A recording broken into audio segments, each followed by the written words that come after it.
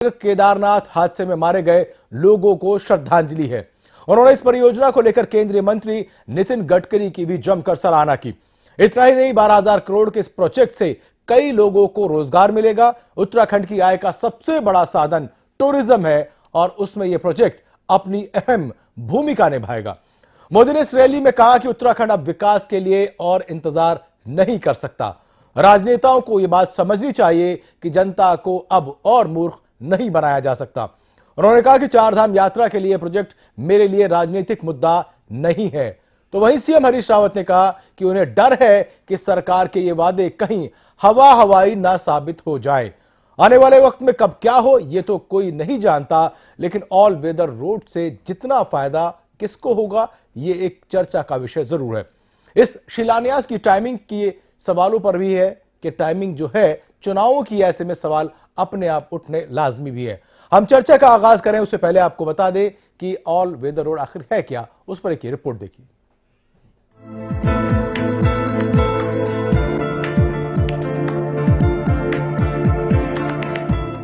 क्या है all weather road और कैसा होगा उसका प्रारूप, कितनी होगी उसकी लागत, आइए आपको बताते हैं।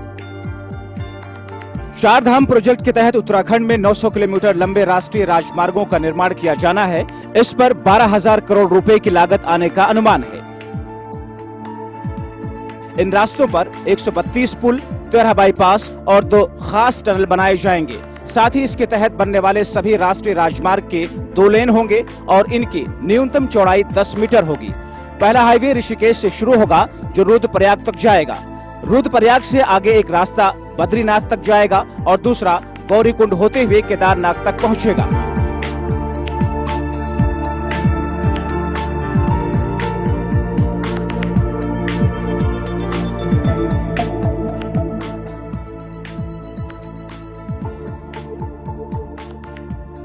इस पहले हाईवे को बनाने में 4,784 करोड़ का खर्च आएगा। दूसरा हाईवे ऋषिकेश से शुरू होगा और धारासू तक पहुंचेगा। फिर धारासू से आगे बढ़ता हुआ एक रास्ता गंगा के उद्गम स्थली गंगोत्री तक पहुंचेगा और दूसरा यमुनोत्री तक पहुंचेगा। इस दूसरे हाईवे को बनाने में 5,626 करोड़ का खर्च आएगा।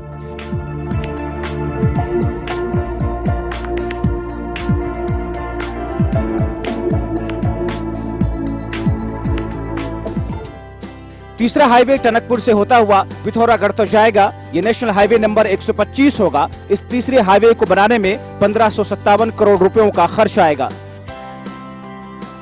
इन राष्ट्रीय राजमार्गों के बनने के बाद सिखों के धर्म स्थल हेमकुंड साहिब, फूलों की घाटी यानी वैली ऑफ फ्लावर्स और औली जैसी जगहों तक पहुंचना भी आसान हो जाएगा। बरसात में भूस्खलन का नहीं होगा खतरा। इन राजमार्गों के दोनों तरफ पैदल पट्टी होगी। रास्ते में किसी तरह की अड़चन न हो सके इसके लिए जगह जगह सुरंग, बाईपास, छोटे बड़े पुलों और सबवे बनाए जाएंगे। बरसात के मौसम में भूस्खलन से बचने के लिए अत्याधुनिक तकनीकी का इस्तेमाल किया जाएगा। चारधाम महामार्ग परियोजना के लिए रास्ते में जगह जगह होटल, रेस्टोरेंट के अलावा गाड़ियों की पार्किंग का इंतजाम होगा। हादसों के दौरान लोगों को हेलीकॉप्टर से निकालने के लिए हेलीपैड भी बनाए जाएंगे। सुरंगों और छोटे रास्तों के जरिए चारधाम के बीच की दूरी को 813 किलोमीटर से घटाकर 389 किलोमीटर तक किया जाना है। ये प्रोजेक्ट तकरीबन साल 2020 तक बनकर तैयार होगा, ऐसी उम्मीद जताई जा रही है। Bureau report, prime news. तो ऑल वेदर रोड का जो शिलान्यास हो गया है, लेकिन क्या लगता है कि इस रोड के जरिए सियासी रोड तय किया जा रहा है, सियासत तक पहुंचने की कोशिश की जा रही है, टाइमिंग पर सवाल उठ रहे हैं। और इन तमाम सवालों पर बात करने के लिए मेरे साथ 3 खास मेहमान देहरादून स्टूडियो में मौजूद हैं इस वक्त। अनूप गैरोला है वरिष्ठ पत्रकार, अनिल गुप्ता है राज्य मंत्री उत्तराखंड से, और भगवत प्रसाद मकवाना है राष्ट्रीय उपाध्यक्ष है बीजेपी अनुसूचित मोर्चा के। आप तीनों का बहुत स्वागत है। सबसे पहले मैं आपके पास ही आना चाहूंगा मकवाना जी, क्या कहेंगे? क्या जिस तरीके से कांग्रेस और खुद सीएम हरीश रावत सवाल उठा रहे हैं कि ये जो टाइमिंग है वो चुनावी है, ऐसे में बीजेपी को, केंद्र सरकार को 2.5 साल हो गए सत्ता में आए हुए केंद्र में, तब तक कोई भी सुध नहीं ली, अब अचानक कैसे सुध ले ली? तो क्या यह माना जाए कि चुनावों की दृष्टि से तमाम चीजें की जा रही हैं?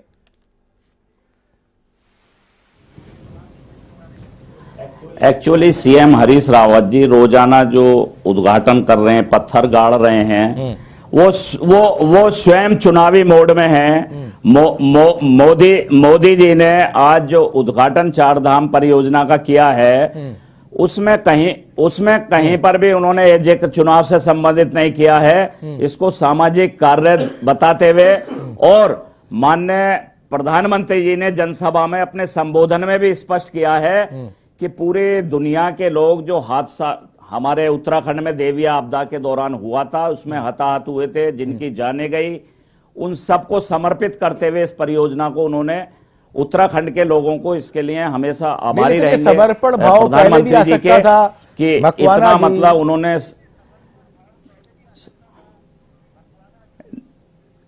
ऐसा है, कोई भी कार्य मोदी जी जल्दबाजी में नहीं करते, पूरी उसकी तैयारी के साथ तमाम अत्याधुनिक तकनीकों का इसमें प्रयोग होना है। सारा होमवर्क करने के बाद उचित समय पर ही उसका शिलान्यास किया गया है। तो में नहीं करते, आप ये चुनाव से इसको देखना मैं समझता हूं कि उचित नहीं है। होने वाले हैं जल्दबाजी में नहीं। विपक्ष उसको कह रहे हैं कि जल्दबाजी में लिया गया कदम है, जिसके साइड इफेक्ट्स हर रोज हम देख रहे हैं।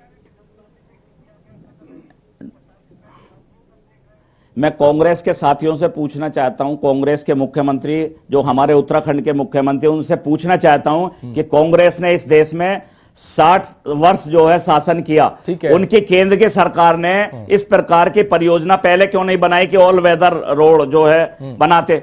आज अगर प्रधानमंत्री जी ने उत्तराखंड ही नहीं पूरे भारत को देख करके नहीं किया जा रहा, क्या जनता को इस ऑल वेदर रोड के जरिए अपनी ओर आकर्षित करने की कोशिश नहीं की जा रही? क्या इसका फायदा आगामी चुनाव में बीजेपी नहीं लेना चाहेगी? नहीं बिल्कुल, वो तो जनता, एक मिनट देखिए, जब मुख्यमंत्री जी 10,000 रुपए टोकन मनी पर जो आज उद्घाटन हर गली मोहल्ले में करते फिर रहे हैं, लगातार फर्जी घोषणाएं कर रहे हैं, जो पूरी नहीं होनी है, जो पूरी नहीं होनी है। कि आप मानते हैं ना कि इस तरह से को भी उन्होंने सवाल देखा जा रहा है, उन्होंने सवाल किया, हम नए चुनावी इसलिए इसे नहीं कह सकते, इसमें निविदाएं जारी हो चुकी हैं, सारे जो कार्रवाई धनराशि स्वीकृत हो चुकी है, लेकिन टाइमिंग जो है मकवाना जी, वो अपने आप में कई सवाल खड़े करता है। हाँ, देखिए, जिनको सवाल करने हैं वो तो सवाल करेंगे, लेकिन जो प्रधानमंत्री जी ने उत्तराखंड को एक बहुत बड़ा तोहफा दिया है, लगभग 12,000 करोड़ का जो तोहफा दिया है, 11,700 करोड़ की जो चारधाम की परियोजना है, और इसके अतिरिक्त भी माननीय नितिन गडकरी जी ने इसके अतिरिक्त भी उत्तराखंड की अनेकों सड़कों को जो है बनाने का जो घोषणा जनसभा में की है, मैं आता हूं, घोषणाएं हो रही हैं, लगातार शिलान्यास हो रहे हैं, लोकार्पण हो रहे हैं, चुनावी साल है, ये तमाम चीजें होती रहेंगी और चलती रहेगी, और इसी बीच चुनावों का ऐलान भी हो जाएगा। राज्य मंत्री अनिल गुप्ता जी मेरे साथ जुड़े हुए। अनिल जी, क्या कहें, सीएम हरीश रावत इसको हवाई वादा क्यों कहते हैं? क्यों विश्वास नहीं करते कि अगर केंद्र सरकार या प्रधानमंत्री इस तरह की कोई पहल करते हैं तो उससे देवभूमि का उद्धार होगा? देखिए मारूफ भाई, मकवाना जी ने कहा कि माननीय हरीश रावत जी भी तमाम योजनाओं का शिलान्यास कर रहे हैं जी। मैं मकवाना जी से कहना चाहता हूं कि उत्तराखंड के मुख्यमंत्री के रूप में माननीय हरीश रावत जी एन चुनाव के समय में शिलान्यास नहीं कर रहे, योजनाओं का घोषणा नहीं कर रहे, वो लगातार विकास के क्रम में घोषणाएं कर रहे हैं। भारतीय जनता पार्टी स्वर्णिम सपने दिखाकर जनता को गुमराह करके जो है हमेशा सत्ता हासिल करने का प्रयास करती है, और ये जो प्रयास हुआ है निश्चित रूप से इसी कड़ी का एक प्रयास है कि एक स्वर्णिम सपने दिखाकर नहीं, कहीं आपको ऐसा तो नहीं लगता कि प्रधानमंत्री नरेंद्र मोदी ने या केंद्र ने एक बड़ा कदम उठा करके अपना झंडा गाड़ दिया हो और कांग्रेस बैकफुट पे नजर आ रही हो, इसलिए कांग्रेस को दर्द हो रहा है, परेशानी हो रही है? मारो भाई, मेरी बात पूरी होने दीजिए, प्लीज डिस्टर्ब मत कीजिए। मैं ये कह रहा हूं कि माननीय नरेंद्र मोदी जी उत्तराखंड की जनता को एक बार फिर गुमराह करने का प्रयास कर रही है। अच्छा, बिल्कुल बिल्कुल भारतीय जनता पार्टी गुमराह करने का प्रयास करे। अगर प्रधानमंत्री इतने संवेदनशील उत्तराखंड के प्रति होते जी, तो उत्तराखंड में आपदा क्षेत्र के विकास के पैसों में कटौती नहीं करते बजट में। अच्छा। तमाम उत्तराखंड की योजनाओं के पैसों में कटौती नहीं करते ये। ठीक है। आज उत्तराखंड की जनता के बीच में जो इन्होंने घटनाक्रम करे हैं, जी। विकास को अवरुद्ध करने का काम किया है, वो नरेंद्र मोदी नहीं करते। और मैं दावे के साथ कह सकता हूं कि आज जो ये सपना इन्होंने दिखाने की कोशिश करी जी। है, माननीय हरीश रावत जी दोबारा उत्तराखंड के मुख्यमंत्री चलिए, बनेंगे चलिए। और उनके कार्यकाल में ये सपना माननीय मुख्यमंत्री हरीश रावत जी पूरा करेंगे, ना कि नरेंद्र मोदी पूरा चलिए, करेंगे। ठीक है, ठीक है, आता हूं मैं। आपके दावे अपनी जगह है, बताना मकवाना चाहूंगा जी के दावे अपने, मैं आऊंगा, मैं आ रहा हूं भगवत जी, आपके पास आ रहा हूं। जरा वरिष्ठ पत्रकार अनूप जी को ले लूं चर्चा में। आ रहा हूं, मैं आ रहा हूं। अनूप जी क्या कहें, क्या दोनों ही पार्टियां सपने बेच रही हैं प्रदेश की जनता को? क्या इतनी बड़ी परियोजना जिसका आज शिलान्यास किया गया, नींव रखी गई, क्या उस देवभूमि के पर्यावरण को ध्यान में रखते हुए तमाम चीजों के मद्देनजर इस बात का ऐलान किया गया? नंबर 1। नंबर 2, क्या इस योजना को चुनावी चश्मे के तहत नहीं देखा जा रहा? नंबर 3, क्या बीजेपी इसका चुनावी फायदा नहीं लेगी?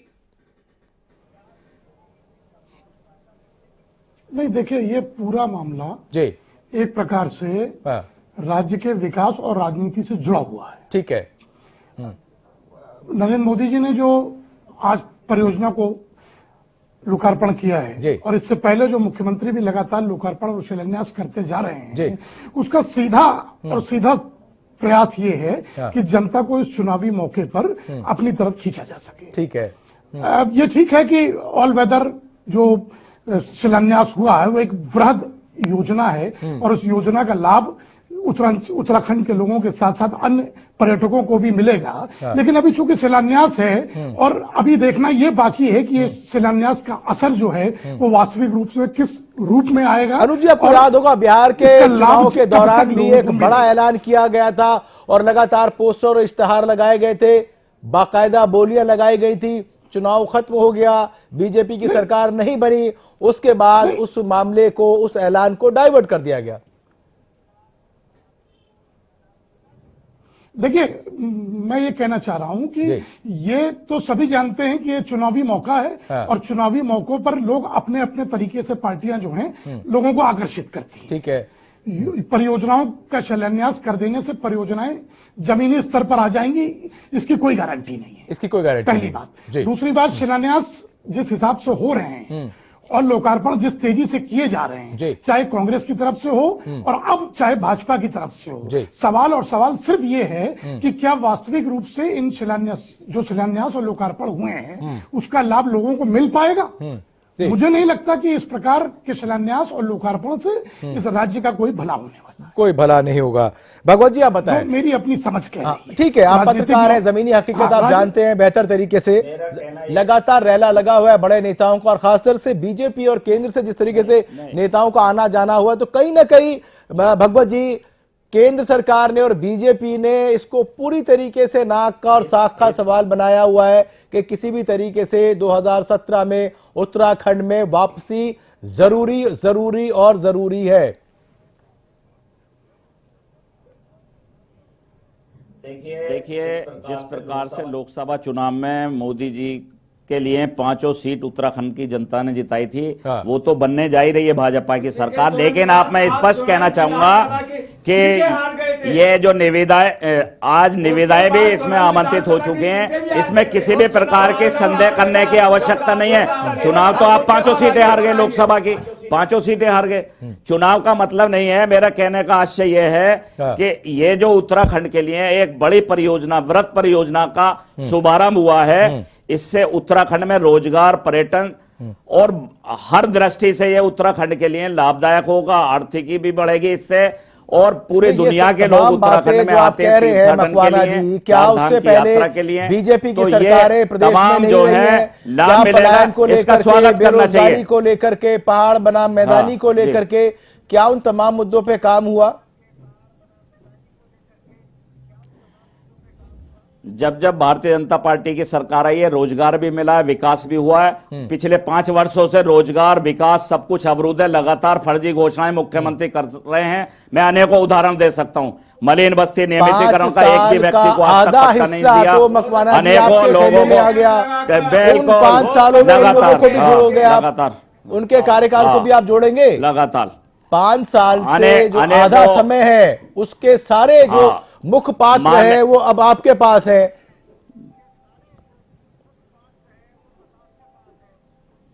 जी, हमारी भारतीय जनता पार्टी की जब सरकार थी, माननीय खंडूरी जी ने 582 मलिन बस्तियों के नियमितीकरण का अध्यादेश जारी कर दिया था 2011 में। हाँ। इनकी सरकार ने मात्र बार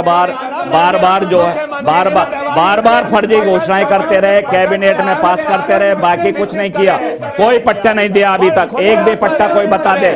कोई गलत, बिल्कुल मेरे मित्र को जानकारी नहीं है। वो 2 अक्टूबर को जो बांटे गए थे उसमें कहा था आप ये कागज उपलब्ध करा दें, आपके पट्टे पर विचार किया जाएगा। तो वो मेरे मित्र को जानकारी का अभाव है, वो पट्टे नहीं थे, आप प्रमाण, मैं चैलेंज देता हूं, बिल्कुल गलत। कोई पट्टा किसी को नहीं दिया गया, एक भी पट्टा नहीं दिया गया अभी तक किसी को ना। अभी बस्ती, अभी सर्वे चल रहा है। चलिए ठीक है। अभी खुद जो कमेटी के चेयरमैन है राजकुमार जी, वो खुद 2 दिन पहले कह गए हैं 1 साल अभी और लगेगा। पार्टी के लिए एक वोट बेहद जरूरी है। उत्तराखंड का विकास अवरुद्ध हो रहा है। भगवत जी आ रहा हूं। अनिल जी, मुझे आप ये बता दें कि अगर इस बड़ी योजना से प्रदेश को फायदा होता है तो कांग्रेस के लिए प्रदेश हित ज्यादा जरूरी है या सियासत ज्यादा जरूरी है, या आप समझते हैं कि सिर्फ बीजेपी और केंद्र सरकार सियासत कर रही है? दर्द हो रहा।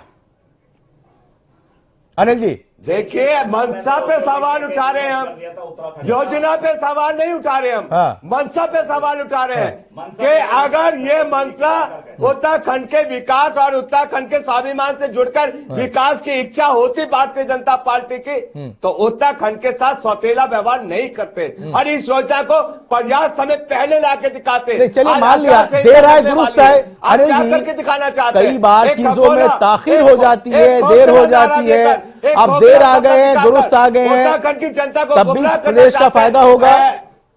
उत्तराखंड की जनता बहुत बुद्धिजीवी जनता है। पहली बार इस तकनीक का इस्तेमाल हो रहा है। उत्तराखंड के लोगों को अरे दलगत भावनाओं से ऊपर उठकर इसका स्वागत करना चाहिए। ऑल वेदर रोड कहां पर थी पता है मुझे? कांग्रेस ने 60 साल राज किया, कब ऑल वेदर रोड का निर्माण किया? आज 2.5 साल में मोदी जी अभिनव पहल कर रहे हैं उत्तराखंड के विकास के लिए, रोजगार के लिए, पर्यटन के लिए, टूरिज्म के लिए, योजना ना हो जाए और तमाम जो पलायन है वो भी रुकेगा। और इस तरह की जो कांग्रेस आज ओछी राजनीति कर रही है, मैं समझता हूं मुख्यमंत्री जी तो रोज फर्जी घोषणाएं करते हैं। माननीय हरीश रावत जी ने किया है, इस क्षेत्र में खेती को बढ़ावा देगा। रावत जी कोई विकास नहीं कर रहे, लगातार भ्रष्टाचार, शराब माफिया, भू माफिया, खनन माफिया, सब लोगों को प्रदेश को लुटाया जा रहा है। चल मैं आता हूं। अनूप जी को एक बार चर्चा में ले लूं। अनूप जी क्या कहेंगे? जिन 5 सालों की दुहाई दी जा रही है, जिन 5 सालों को निशाने पे लिया जा रहा है, उन 5 सालों का आधा और मैं यूं कहूं कि बड़ा हिस्सा बीजेपी में है, तो इस तरीके से हरीश रावत तो क्लीन चिट बच जाते हैं, तो किसको आप आरोपों के घेरे में लेंगे? विकास कब नहीं हुआ? उन 10 लोगों के रहते हुए या उन 10 लोगों के बाद? देखिए, राजनीतिक परिस्थितियों में जो लोग कांग्रेस को छोड़कर भाजपा में शामिल हुए जी, वो भी उसी अंदाज में अब मुख्यमंत्री पर हमला बोल रहे हैं। हाँ। जबकि उनके खुद के मुख्यमंत्री जो पूर्व में मुख्यमंत्री रहे बहुगुणा जी, हाँ। वो भी यही कह रहे हैं कि हमने ये योजनाएं चलाई थी और हमारा नाम नहीं आ रहा, अब इनका नाम लिया जा रहा है। हाँ। सवाल ये नहीं है, सवाल ये है कि इस राजनीतिक माहौल में आम जनता, उसके विकास के मुद्दे, उसकी अपनी नीतियां कहां की कहां धरी रह गई। पार्टियां तो आपस में बदलती गई, लोग इधर कूद गए, उनको वहां लाभ नहीं मिला तो उधर कूद गए, वो परंपरा है, पर फिर वही उत्तराखंड परंपरा बन चुकी है। तो है। सवाल ये है कि राजनीतिक जी, वो उत्तराखंड की परंपरा बन गई। देखिए, मूल मुद्दे जो उत्तराखंड के थे वो वहीं के वहीं हैं। सवाल ये नहीं है कि पार्टियां क्या कर रही हैं। हाँ। सवाल ये है कि राजनीतिक दल अपना लाभ कमाने के लिए कभी इधर कूद जाते हैं, कभी उधर कूद जाते हैं। नहीं, और अनिल जी, चुनाव में एक उसको बात अपना मुझे एजेंडा आप बता बना दें देते हैं। अनूप जी, सवाल कि ये, इससे बड़ा सवाल आज ये की है, इस घोषणा से कहीं ना कहीं कांग्रेस अपने आप को बैकफुट में देख रही है, इस वजह से आरोप लगा रही है। हालांकि अनिल जी भी कह रहे हैं कि उनको योजना को लेकर कोई कहीं दिक्कत नहीं है। बैकफुट पे कांग्रेस नहीं है। हाँ। उत्तराखंड की जनता बहुत बुद्धिजीवी जनता है। ठीक है। बहुत सोच विचार के अनिल वो जी, कदम जनता तो बढ़ाती है बुद्धिजीवी ही और है। इस सकुफे का वो माकूल जवाब माकूल समय में इसमें देगी। कोई शक नहीं है। कांग्रेस सरकार कोई चुनने बैकफुट का पे नहीं अधिकार है। जनता के मेरा पास अपनी ही राय है, जनता ही चुनेगी। देखिए, हाँ अनूप जी, इसीलिए कह रहा हूं कि यहाँ की जनता बहुत जागरूक ठीक है, जनता है। ठीक है। मैं अनिल जी, अनिल जी, की भारतीय जनता पार्टी एक बार फिर गुमराह करने की कोशिश कर अनूप रही जी है। का जवाब ले रैली लेते में जिस हैं। प्रकार से मैं ये जन नहीं सैलाब कह रहा हूं, उमड़ा मैं ये कह रहा हूं, है, मोहर लगा दिया आज। हाँ। मेरा ये कहना है कि ऑल वेदर रिपोर्ट का चाहे मामला हो या ऑल वेदर सड़कों के लिए जो मुख्य प्रधानमंत्री जी ने जो लोकार्पण किया है, हाँ। निश्चित तौर पर वो लोकार्पण इस राज्य के लिए एक बड़ा तोहफा है। लेकिन सवाल ये है कि क्या ये तोहफा अपना वास्तविक अस्तित्व पा पाएगा या नहीं पा पाएगा। कांग्रेस अभी से ही इस मुद्दे पर इतना हैमरिंग हो रही है हाँ। और ये कह रही है कि ऑल वेदर रिपोर्ट का ये स्लोगन वापस ले लेना चाहिए, ये एक नेगेटिव अप्रोच है। हाँ। अगर इस राज्य को भले ही प्रधानमंत्री स्तर पर या मुख्यमंत्री स्तर पर कोई एक बड़ी योजना मिलती है, एक बड़ा तोहफा मिलता है, तो उस तोहफे का स्वागत होना चाहिए। चलिए और सवाल मकवाना ये जी के है पास आता कि मकवाना ये जी, जो मकवाना जी, लोकार्पण सवाल हुआ वही ये है, अपना वास्तविक शंका प्रारूप वही पा है पाएगा कि क्या? चुनावी प्रदेशों में जहां जहां घोषणाएं हुई और उन घोषणाओं के बाद जब आपकी सरकारें नहीं बनी, नहीं लौटी, तो उन ऐलानों का कुछ अता पता नहीं चला। शंका यहीं पर है, जिस शंका को अनूप जी जता रहे हैं, जिस शंका को लेकर के निशाने पर कांग्रेस आपको ले रही है कि इस योजना का ऐलान हो गया, अस्तित्व में भी आएगी कि नहीं।